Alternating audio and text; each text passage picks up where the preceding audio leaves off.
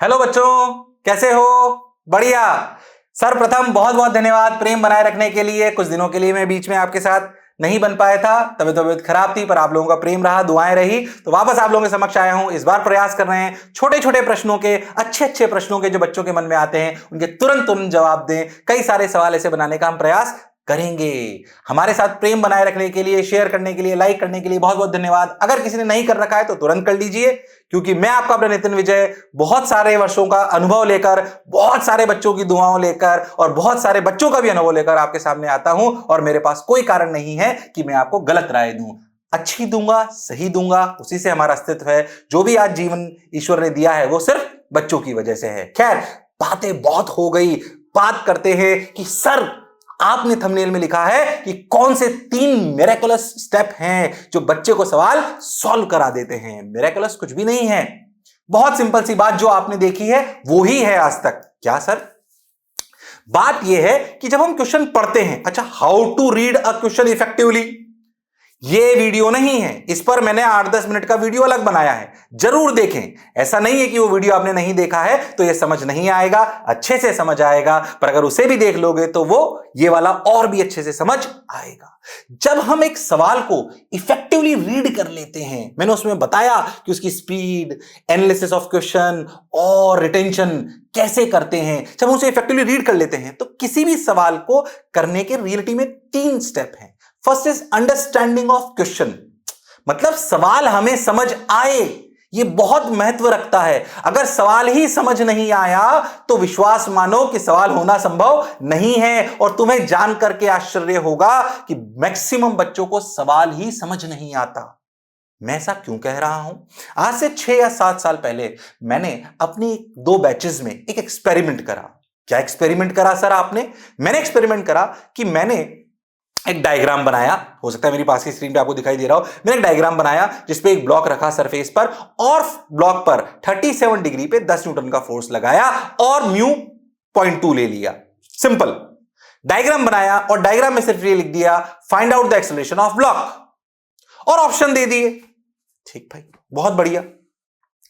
बहुत सारे बच्चों ने सवाल करा, 80-90% बच्चों का सवाल सही था, कोई ऐसी खास बात नहीं थी। दूसरे बैच में भी वही सवाल दिया। क्या सवाल दिया? पर सवाल को डायग्राम नहीं बनाया। डायग्राम नहीं बनाया तो क्या करा हमने उसे लिख दिया कि a 2 kg block is placed on a surface, a force of 10 Newton is applied making an angle of 37 degree with the horizontal, coefficient of friction between the block and the surface is 0.2। मैं physics का हूं इसलिए physics की भाषा में समझा रहा हूं, बाकी कॉमन बात है। तब भी उसी वैरायटी के बच्चों को सवाल दिया। विश्वास मानो, ये बिल्कुल ट्राइड एंड टेस्टेड है। विश्वास मानो, जो पहले इसी सवाल को जब डायग्राम बना के डायरेक्ट दे दिया गया था तो 100 में से 80 बच्चों ने सही करा था। अब ये 100 में से सिर्फ 50 बच्चे रह गए जो इसे सही कर पाए। ओके, ऐसा क्यों हुआ? क्या जो 30% बच्चे इसको नहीं कर पाए, क्या उन्हें सवाल नहीं आता था? नहीं। क्या उन्हें गलत पढ़ाया गया था? नहीं। वो सवाल को पढ़कर समझ ही नहीं पाए कि सवाल क्या कह रहा है। ऐसी समस्या 30% बच्चों के साथ है। यह हैबिट तब सुधरेगी जब हमारी रीडिंग हैबिट ठीक होगी, जब हम रीड करके उसको इमेजिन कर पा रहे होंगे। क्लास में जब टीचर सवाल कराता है या जब हम लेक्चर देख रहे होते हैं ऑनलाइन भी, तो टीचर डायरेक्ट पूरी लैंग्वेज में लिख के डायग्राम बना देता है और आपसे सवाल हो जाता है। ये उनका भी आंसर हो सकता है जो बच्चे कई बार कहते हैं सर मैं क्लास में तो सवाल हो जाता है पर एग्जाम में नहीं होता। इस पर भी मैं एक अलग से छोटा सा वीडियो बनाऊंगा, पर अभी वापस अपनी बात पर आते हैं। तो पहली step, understanding of question. Sir इस प्रॉब्लम का समाधान क्या है? अगर आप सवाल को अच्छे से अंडरस्टैंड नहीं कर पा रहे हो और आपको भी यह समस्या है जो मैंने अभी अभी बताई, ओके, तो आपको क्या करना है? सर रीडिंग बढ़ाने के लिए क्या मैं न्यूज़पेपर पढूं? नहीं, मेरे को कोई आपको इंग्लिश नहीं सिखानी है। आप अपने सब्जेक्ट की ही बुक पढ़िए, एनसीईआरटी पढ़ लीजिए, अगर आपकी है तो कोई बोर्ड की बुक पढ़ लीजिए या कोई भी टेक्स्ट बुक आपके सब्जेक्ट की पढ़ लीजिए और उसे रफ्तार में पढ़कर समझने का प्रयास करिए। रफ्तार में पढ़कर समझने का प्रयास करिए ताकि आपकी सवाल को अंडरस्टैंड करने की क्षमता बढ़ जाए, क्योंकि जो सवाल में लिखा है उसको आपको इमेजिन करने में या डायग्राम में उतारने की क्षमता होनी चाहिए। ओके, आप इस बात पे हमेशा मानेंगे कि अगर डायग्राम बना हुआ हो तो सवाल को समझना आसान होता है और डायग्राम नहीं बना हुआ हो तो सवाल को समझना थोड़ा टफ होता है। कोई जरूरी नहीं कि एग्जामिनर डायग्राम बना के समझाएगा, हो सकता है वो कई बात आपको इमेजिन करने के लिए छोड़ दें। So by text you should be able to imagine it, yes और no, so try to develop it. How I can do it, हम इसको कैसे कर सकते हैं, हम एनसीईआरटी पढ़ें या कोई भी टेक्स्ट बुक्स पढ़ें और ऐसे कर सकते हैं। ओके सर, तो step 1 is understanding of question. नहीं कर पा रहे हो तो कैसे करना है आपको बता दिया है, और इसको डिटेल में बाद में बताया जाएगा छोटे छोटे वीडियो के माध्यम से। Second step is what, identification of concept. सवाल समझ आ गया, पर मुझे कौन सा कॉन्सेप्ट लगाना है सर ये तो बताइए, या ये कैसे पता पड़ेगा? ये तब पता पड़ेगा जब आप समझ गए और आप उसे साइलोज में तोड़ते चलें। जैसे फनल नहीं होती है, कहीं सुनाओ तो, sales funnel, educational funnel, funnel में होना है। कैसे? ओके, फिजिक्स का पेपर था, फिजिक्स में ओके ज्योमेट्री ऑप्टिक्स का सवाल है, ओके यहां तक क्लियर। ज्योमेट्री ऑप्टिक्स के बाद यह सवाल है स्फेरिकल मिरर का, ओके स्फेरिकल मिरर तक पहुंच गए। स्फेरिकल मिरर के बाद यह सवाल है वेलोसिटी इन स्फेरिकल मिरर्स का, ओके। उसके बाद कौन सा सवाल है? स्फेरिकल मिरर्स के बाद वेलोसिटी इन स्फेरिकल मिरर्स का सवाल है। वेलोसिटी इन स्फेरिकल मिरर्स के बाद यह सवाल है जब ऑब्जेक्ट अलोंग द एक्सिस चलता है। ऐसे ही बता रहा हूं, तोड़ते गए और कॉन्सेप्ट को तोड़ते गए। अब याद करो ये कॉन्सेप्ट तुम्हें कैसे याद है? टीचर का कहा हुआ याद है, बुक से पढ़ा था वो याद है, नोट्स में लिखा था वो याद है। अपने आप दिमाग हमारा इतना तेज है कि अगर हमने इस कॉन्सेप्ट को 3 जगह से सुना है, पर जो सबसे भगवान ने, कुदरत ने हमें गिफ्ट दी है क्या, कि ये कॉन्सेप्ट पर पहले साइलोज में बनाना पड़ेगा। यस, तो कॉन्सेप्ट को समझिए, साइलोज में डिवाइड कर दीजिए अपने आप, स्टेप बाय स्टेप। अच्छा, जितना देर मुझे कहने में लग रही है उतनी देर आपको अप्लाई करने में लगेगी, ऐसा नहीं है। खटाखट प्रैक्टिस में आ जाएगा तो हो जाएगा। फिर ईश्वर ने हमें ऐसी गिफ्ट दी है कि अपने आप जिस जगह ये बेस्ट याद होगा आपको, वो अपने आप दिमाग में पिक्चर आ जाएगी। जैसे ही पिक्चर आएगी वो फोटोग्राफ तुम्हें बता देगा कि ये कॉन्सेप्ट क्या है। उस कॉन्सेप्ट को लिख लीजिए, उसके इंपॉर्टेंट फॉर्मूले को। बोलो क्लियर है एकदम? That is how you will apply the concept. Maybe multiple concepts will apply.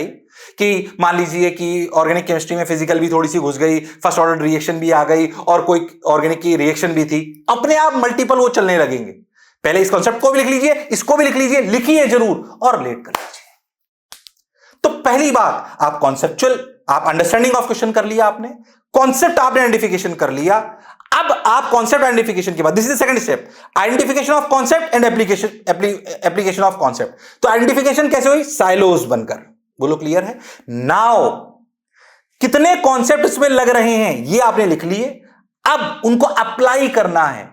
Apply करने से पहले देखना है कि वो कहीं आपस में रिलेट तो नहीं हो रहे हैं। अगर वो एक ही है कि मान लीजिए k q1 q2 by r square एक ही कॉन्सेप्ट है, तो फॉर्मूला लगाओ, आंसर आ जाएगा। पर हो सकता है कि उसमें k q1 q2 by r square भी लग रहा हो और टॉर्क बराबर I अल्फा भी लग रहा है, तो सोचो कि कौन सा पहले लगेगा और बाद में कौन लगेगा। बस इतना करना है। Now what is identification of concepts in the question? Second step is interrelating the concepts. If it is a single concept, obviously it is a easy question. If it is a tough question, how to relate these concepts, कौन पहले आएगा, कौन बाद में आएगा, किससे निकाल के क्या डालेंगे, ये सोचना है and apply it. Now third problem, calculation. हो सकता है कई सवाल यहीं पे खत्म हो जाए, कॉन्सेप्ट में ही आंसर निकाला है, पर थर्ड स्टेप क्या है? कैलकुलेशन। कैलकुलेशन आपकी अच्छी होनी चाहिए। अभी इस वीडियो में मैं कैलकुलेशन कैसे तेज करना है इस पे बहुत ज्यादा नहीं बोल रहा हूं, पर कैलकुलेशन अगर अच्छी नहीं हुई तो मान के चलिए कि आपका सवाल नहीं होगा। तो 3 स्टेप क्या हुए, ध्यान समझिए। Understanding of question, identification of concept and application of concept, and third is calculation. अब इन तीनों में सोचिए कि जब आप सवाल गलत करते हो, अगली बार जब पेपर देने जाओ और जो सवाल गलत हो उनमें लिखना कि मैंने कौन सी एरर करी है, अंडरस्टैंडिंग ऑफ क्वेश्चन की, एप्लीकेशन ऑफ कॉन्सेप्ट की, या कैलकुलेशन की। बोलो क्लियर? Identify your mistake. इन तीनों में से कौन सी मिस्टेक है, क्योंकि इन तीनों मिस्टेक्स के अलग अलग समाधान हैं और इन तीनों मिस्टेक्स के लिए अलग अलग समाधान के मैं छोटे छोटे वीडियोस बनाऊंगा। किस पर? अंडरस्टैंडिंग ऑफ क्वेश्चन पर, जो अंडरस्टैंडिंग ऑफ क्वेश्चन पे तो मैं काफी कुछ बोल चुका हूं, एप्लीकेशन ऑफ कॉन्सेप्ट और एक कैलकुलेशन। अगर कौन सी एरर हो रही है उसको सुधारने के तरीके अलग अलग हैं। कैलकुलेशन में भी कई वैरायटी है कि मेरी स्पीड धीरे है, या मैं इंटर रिलेट नहीं कर पाता हूं, या मेरी मैथमेटिकल कैलकुलेशन गड़बड़ है।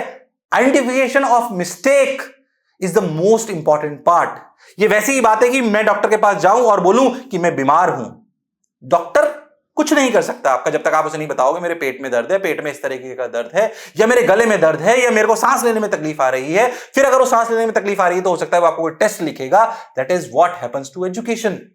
आपको अपनी मिस्टेक आइडेंटिफाई करनी पड़ेगी। Most of the students come to us और एंड से कि सर मेरे नंबर नहीं आ रहे। नंबर नहीं आने के कोई एक कारण नहीं है, मल्टीपल कारण हो सकते हैं। क्वेश्चन ढंग से नहीं पढ़ना, कॉन्सेप्ट अच्छे से अप्लाई नहीं कर पाना, कैलकुलेशन मिस्टेक होना, और भी माइंड डिस्ट्रैक्ट होना, वो अलग बात है। आज इतनी सी बात क्वेश्चन पे करी गई है, इसलिए सबसे पहली बात आपको अपनी मिस्टेक पता होनी चाहिए। खैर, इस वीडियो को यहीं पर अंत करते हैं। ऐसे छोटे छोटे वीडियो और बनाएंगे। हमारे साथ प्यार बनाए रखने के लिए बहुत बहुत धन्यवाद, बहुत बहुत साधुवाद। आज का विषय था क्या कि कौन सी 3 स्टेप्स हैं क्वेश्चन को करने की। फिर से रिपीट करते हैं, अंडरस्टैंड अच्छे से करिए, अंडरस्टैंड अच्छे से करिए। दूसरी step, identification of concept, write them down, interrelate them and apply it, and last is calculation. अब पता करिए आप कहां गलती करते हैं, और उस गलती का समाधान मैं आपके सामने जल्द ही लेके आऊंगा या ला चुका हूंगा। क्या मेरी बात एकदम क्लियर है? फिर से एक बार हमारे साथ बने रहने के लिए बहुत बहुत धन्यवाद। Thank you.